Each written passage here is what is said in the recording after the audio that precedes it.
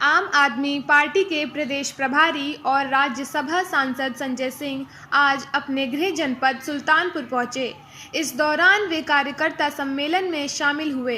कार्यकर्ता सम्मेलन को संबोधित करने के बाद मीडिया से रूबरू हुए संजय सिंह ने कहा कि विधानसभा चुनाव के मद्दे नज़र 1 माह में 1 करोड़ सदस्य बनाने का लक्ष्य रखा गया है। पहले सप्ताह में करीब 14 लाख सदस्य बनाए गए हैं। जल्द ही दूसरी सूची भी जारी की जाएगी। पहले सप्ताह में 14 लाख सदस्य हमारे बने थे। अभी लगभग 15 दिन हो चुका है।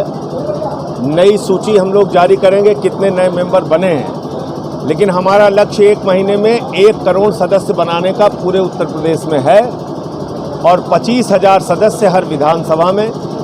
इसका मतलब है 1,000 लगभग 1,000 सदस्य डेली बनाना है, अगर बारिश छुट्टियां ये सब छोड़ दिया जाए।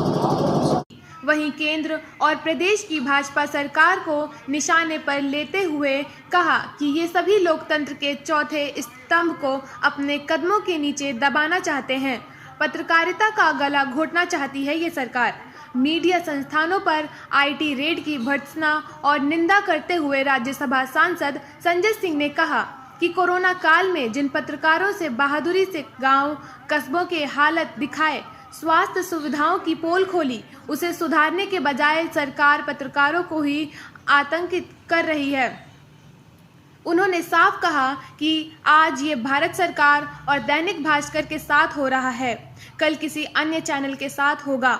संजय सिंह ने कहा कि मीडिया और अगर किसी भी तरह का प्रहार होगा तो अरविंद केजरीवाल और आम आदमी पार्टी के कार्यकर्ता सबसे पहले खड़े हो रहेंगे। इसी अभियान में आज मैं सुल्तानपुर आया हूं। मेरा गृह जनपद है। यहाँ जब से समझदार हुआ तब से काम कर रहा हूं, लोगों की लड़ाई लड़ रहा हूं। उत्तर प्रदेश में एक ऐसी सरकार चल रही है, केंद्र में एक ऐसी सरकार चल रही है जो लोकतंत्र के चौथे स्तंभ को अपने कदमों के नीचे दबाना चाहती है, पत्रकारिता का गला घोटना चाहती है। आम आदमी पार्टी इसकी भर्त्सना करती है, निंदा करती है। दैनिक भास्कर पर हुए छापे, भारत समाचार के ऊपर हुआ छापा, ब्रजेश मिश्रा जी के घर पे छापा, बीरेन्द्र सिंह जी के यहाँ छापा।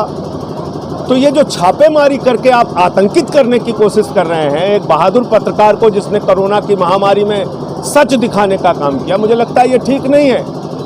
और आज ब्रजेश मिश्रा जी के साथ हो रहा है, कल किसी और चैनल के साथ होगा। ये इतने खतरनाक लोग हैं कि ये किसी को बख्शने वाले नहीं है। ये बात हमें समझनी होगी और इसलिए उनके समर्थन में आम आदमी पार्टी ने पूरे प्रदेश में आंदोलन भी किया। और मैं फिर कहना चाहता हूं, मीडिया पर कोई प्रहार होगा तो हमारे नेता अरविंद केजरीवाल जी और आम आदमी पार्टी का एक एक कार्यकर्ता लोकतंत्र के चौथे स्तंभ मीडिया के साथ खड़ा होगा, नंबर 1। वहीं जासूसी के मामले पर संजय सिंह ने केंद्र सरकार को कटघरे में खड़ा किया। उन्होंने कहा कि विपक्ष के नेताओं, मंत्रियों, पत्रकारों के साथ साथ सुप्रीम कोर्ट के पूर्व न्यायाधीश पर यौन शोषण का आरोप लगाने वाली महिला और उसके रिश्तेदारों के फोन की जासूसी करवाई गई।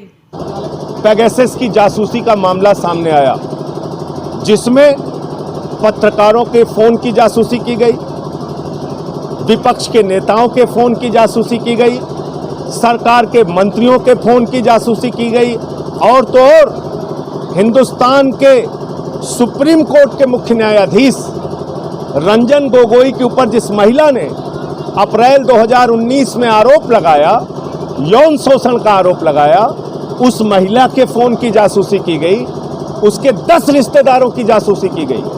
अप्रैल में यह जासूसी होती है और नवंबर के मामले में राफेल रक्षा सौदे के घोटाले में रंजन गोगोई ने क्लीन चिट दे दिया मोदी सरकार को। इसका मतलब ब्लैकमेल करके रंजन गोगोई को राफेल रक्षा सौदे के मामले में, भारत माता के रक्षा सौदे में जो दलाली खाई गई थी, उसमें क्लीन चिट लेने का काम किया गया। बीजेपी को चंदा चोर और मनहूस पार्टी बताते हुए संजय सिंह ने कहा कि इनकी आस्था मंदिर बनवाने में नहीं बल्कि चंदा चोरी करने में है। राम के नाम पर ये सभी दलाली खा रहे हैं। जो राम के नहीं हुए वो आम के क्या होंगे। सीएम योगी पर आरोप लगाते हुए संजय सिंह ने कहा कि ये प्रतिशोध की राजनीति कर रहे हैं। साल भर से 4 महिलाएं और एक बच्चे को जेल में रखा गया है। वहीं संजय ने कानून व्यवस्था और महंगाई पर भी अपनी प्रतिक्रिया दी। भारतीय जनता पार्टी एक चंदा चोर और मनहूस पार्टी है। राम के नाम पर चंदा चोरी किया इन लोगों ने। प्रभु श्री राम, मर्यादा पुरुषोत्तम श्री राम का मंदिर 1.5 साल से नहीं बन पा रहा है, क्योंकि मंदिर बनाने में भाजपा की आस्था नहीं है, उनकी आस्था चंदा चोरी में है। 2 करोड़ की जमीन 18.5 करोड़ में बेचते हैं। 20 लाख की जमीन 2.5 करोड़ में बेचते हैं।